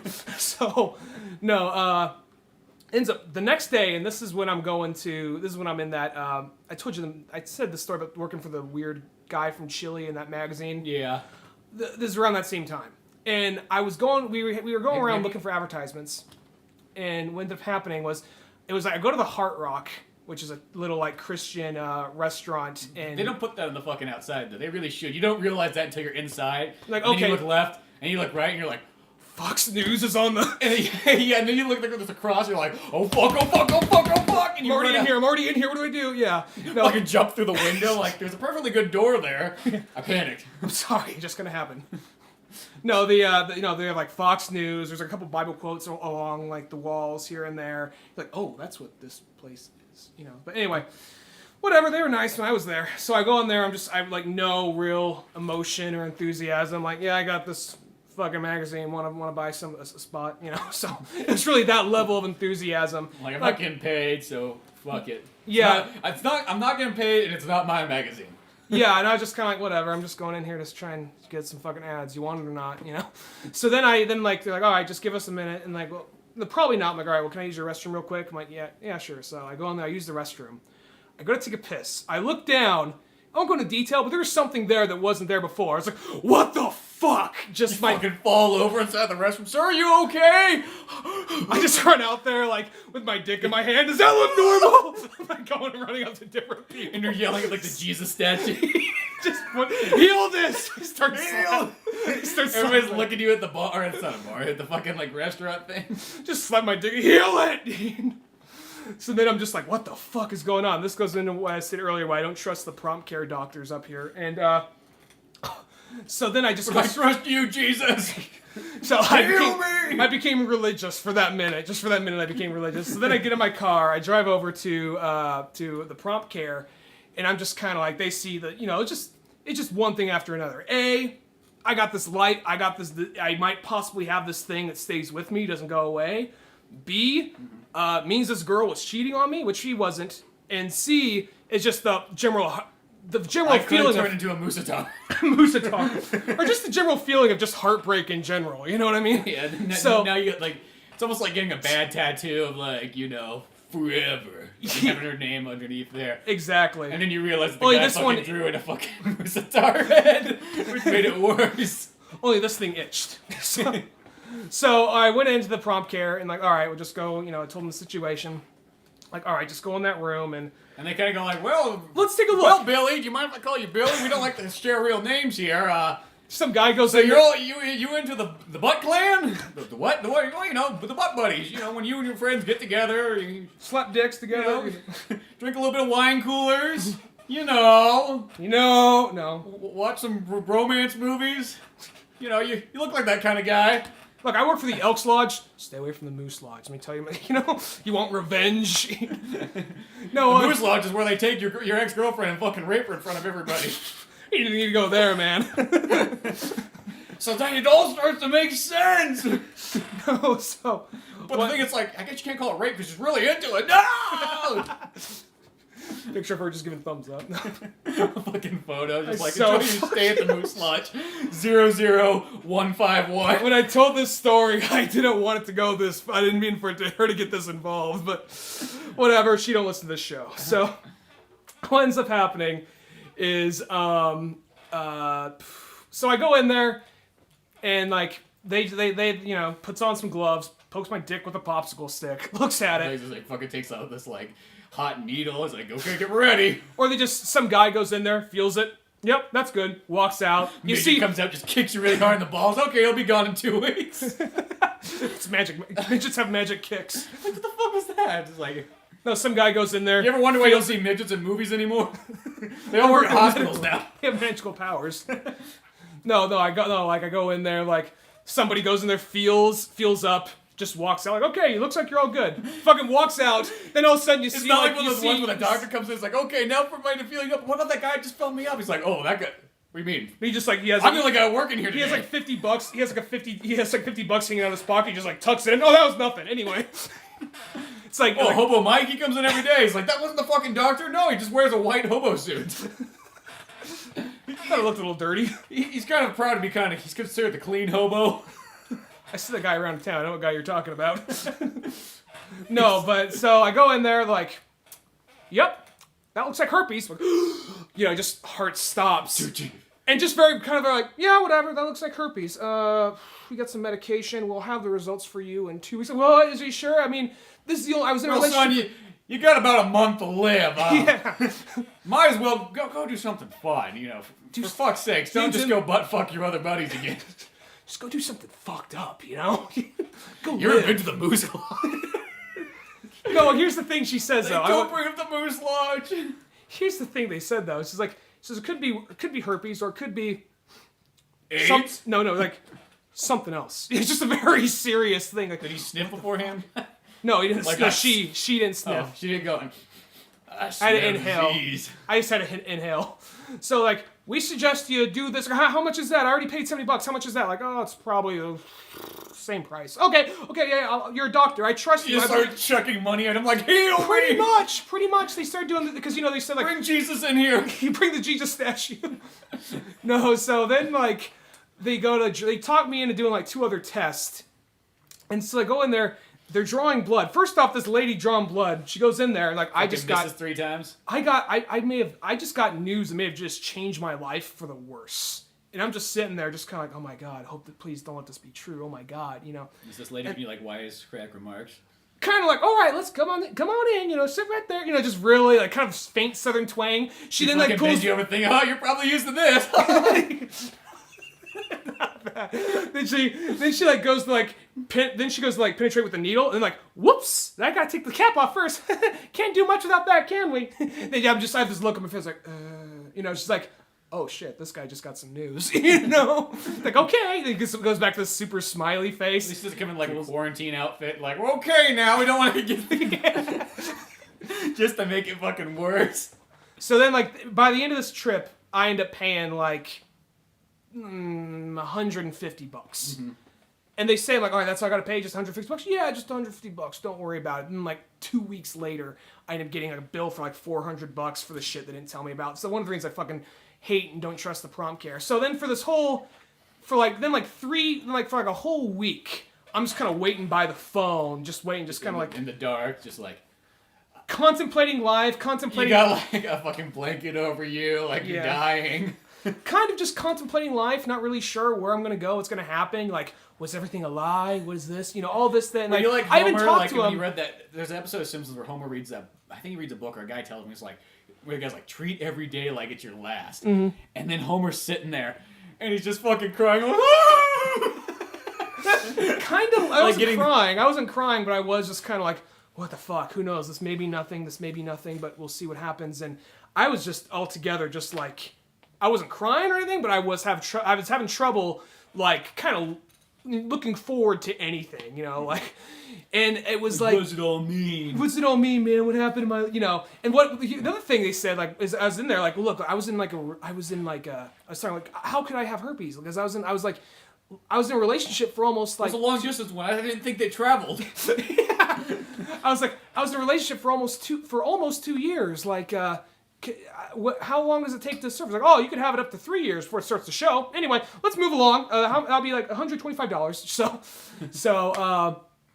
And when they called me, because they had like 3 different tests they took. First time they called me, like, hello, Mr. Dunigan. Like, yeah, like, we got one of the tests done. Like, okay, you don't have AIDS. Goodbye. Well, we got that one out of the way. Okay. The next one, like, they call me up. The second one, they knew. They were planning. It kind of start off with the smallest stuff. No, AIDS is one of those things, like, that's worse, but at the same time, it's one of those things, like, I was pretty sure I didn't have that. Yeah. We got to the second one, whatever that was. I don't remember what it was. Like, Mr. Dunigan, 1 second. You are negative on that, so you're good. Have a good day. I can almost... Wait. Oh, God. No, that's the third call. Oh, God. That's the third start call. Going like, is your name Ryan James Matthews? You're like, no. Oh, be glad you're not that guy. No, then I get the third call, and it's just like, hello, is this Ryan, Mr. Dunigan? I'm like, yeah, it's. He's like, well, we got your last test result, like, and it's. Oh, wait a minute. I'm sorry, give me a second. Then I just hear this pause. I hear the tick. I hear it in the background. I hear someone like, I'm not shitting you. I hear someone laughing in the background.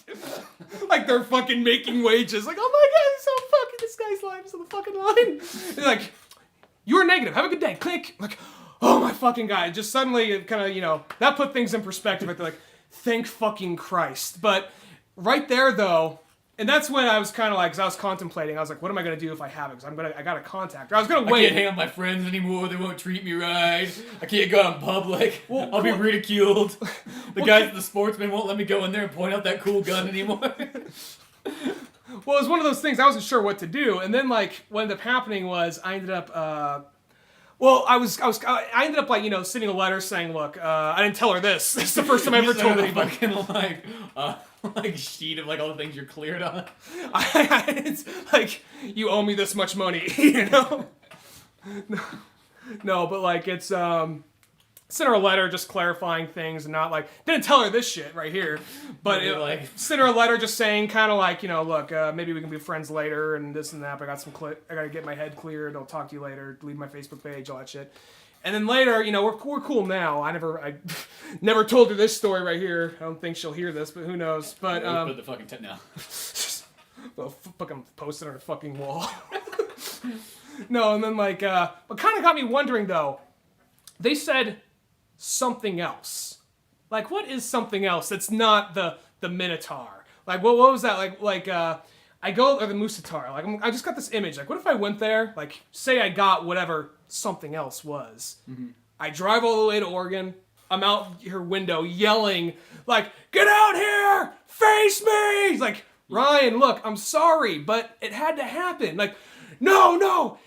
Look what you did to me! I undo my belt. Then all of a sudden, my head drops back. My whole upper body goes limp. Then all of a sudden, like, fucking... like Guado from Total Recall pops out. Like, look at me! I have to lead the rebellion now! There is no dating site for this! If that happened, I could at least probably get like some fucking like go like on a talk show circuit or something. Like, here we got Guado dick. What if it just becomes like, what if it actually turns into like more of a thing like Teen Wolf? Like, people don't care about me, they just care about Guado dick or something. Yeah. I join a basketball team, the fucking dick is out fucking dribbling, jumps up and like slams dunks it in. My upper body is just kind of limp. My head, but it has control of my lower leg, so it's fucking... He'll get down and run on all fours. That didn't happen though, so that's good. So yeah, you can live another day to not know that you're not Guado. Yeah, or the Moose-otaur. Yeah, you at least did turn into like the spawn of Moose-otaur, and then have to live as like, I must now be the Moose Lord's prime entertainment. In dark nights on a full moon, the Moose-otaur has to go battle the Alcatar out on a field. The only thing to stop it is Guado dick. But yeah, well... Seems to be a place we're going to leave off at, right? That seems like a good place to leave off. What, you want to say something? Well, this is, I mean, I know this isn't my last episode. I'll probably be on here eventually, but this is the last episode. I'm going to probably a good month or so. Well, I don't know, because the thing is, I'm not taking my car. I don't know really when the next time I'm going to be up here is exactly. Mm-hmm. So, I'm not saying, like, goodbye forever, but at the same time, though, I just wanted to say, this may seem really cheesy, but, technically, this will be the last one, by the way, to get posted, but, Well, this is, yeah. Last is going to get posted, because I think we're, like, 3 episodes ahead right now, because we recorded a bunch of extra episodes to span it out, to give Spencer time to find someone else, but pretty much, it's going to sound kind of cheesy, but I want to thank and appreciate everybody for listening, because even though, like, because, how do I put this? I know someone's out there listening. I know people don't always write in, but I know at least someone's out there listening because I see the downloads and I see the numbers and the plays. And I just want to thank you all just for knowing, just for checking us out every week and all that. And this has quickly become one of my favorite things to do. This is actually, some people say, man, you might just well put a fucking bullet in your head, but this is kind of like the highlight of my week, really, sitting here doing this podcast. Talking to my best friend across from me and talking to all you folk. And it's just a good time to sit down and just bullshit and just say what's on your mind. So even if it is something as ridiculous as the Moose-otaur or Guado dick or something. But I like the podcast thing too, because you can get all these ideas out that you have that you would think, like, man, we should fucking animate that. Then you realize there's just not enough time to animate everything. So at least you get to fucking say stuff. Mm-hmm. You get to talk about movies and comics and video games and life stories and so on. And yeah. At the end, it's just another form of entertainment. And thank you all so much. I'll probably at some point, I'm not going to advertise it here, but I got to find a microphone and get things in. So I'll probably start a podcast down there just to keep up and do it, because I don't want to stop doing it. I don't blame you for keep on going. I want to keep on going too. You got anything else to do. Exactly. So, yeah. So thanks so much, Spencer, for, this is going to sound cheesy as fuck. And I know you're kind of like, emotion, what do I do? But I love you, man. And thanks for, like, being part of this. But yeah, well, as I said, you'll probably be back in a couple months anyways. Yeah. So, you just kind of like a long vacation, but yeah, whatever. Till then, make sure to go to oldmanorange.com. No matter what, we'll always have stuff up there. Podcasts, movies, videos, and so on. If you're going to buy anything off Amazon, we got a link, or even GameStop on oldmanorange.com. Click through both those links. Go and buy whatever you're going to buy, and it doesn't cost you anything extra, but it does kick us back something. Send us an email at oldmanorangepodcast@yahoo.com. And until then, I'm Spencer Scott Holmes. I'm Ryan Dunigan. And we will see you some other time. Goodbye.